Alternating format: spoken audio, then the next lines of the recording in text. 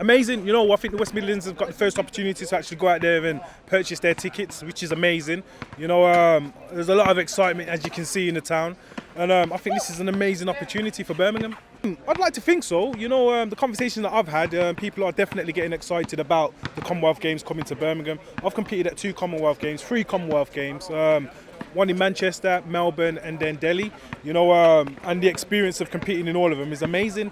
You know, I medalled in the last one in 2010, and I think for it to come home, I'm a bit gutted that I've missed out on that opportunity. But again, it's all about the next generation and the future generation, and I'll definitely be down here supporting them. There's a lot of young, amazing talent in this country. You know, we've got Dina. You know, we've got the 4x1 guys. We've got the 4x1 girls. You know. I can speak from a sprinting perspective, you know, but I think we're going to do well considering it's a year out.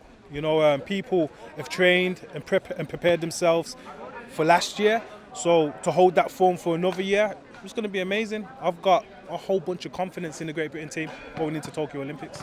How much would it have affected you? It would have been amazingly hard, but as an athlete, you always got to stay ready.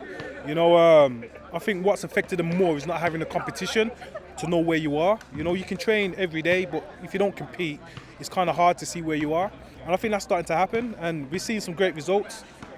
People may find form late. If they stay focused and, you know, they stay positive and believe in their coaches and themselves and their own ability, they can go out there and achieve what they need to achieve.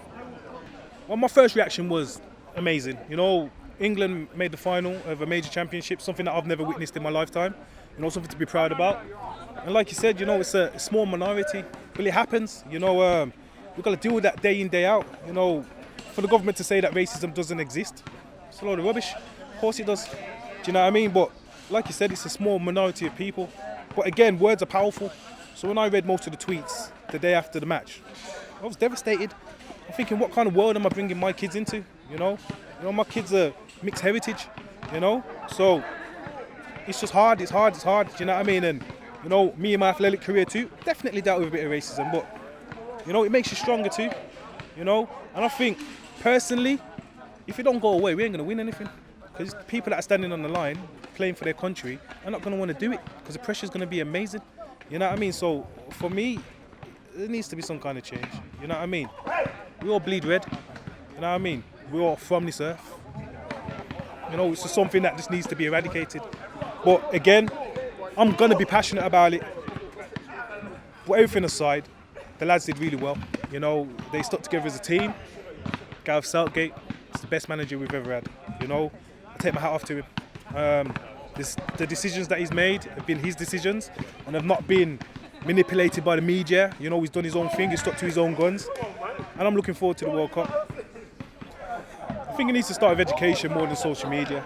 Remember, education became before social media. You know, I'd love to sit down with a racist person and ask them why. Why do you feel that way? You know, I'm born and bred here. I'm as English as you. You know, I've represented my country to the highest level.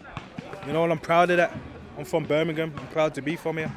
So yeah, I think it needs to start with education, ignorance. I think that needs to get eradicated before anything else. Major companies need to get involved, start blocking people, deleting people. The government needs to step up and love their country in the way that they're saying they love their country. But I don't know. It's just one of those things. I don't really talk about politics myself, you know, but this situation really did affect me. I've got young kids that are growing up in this society, do you know what I mean? And it's not somewhere where you'd want them to grow up in, do you know what I mean? But yeah, it's just what it is.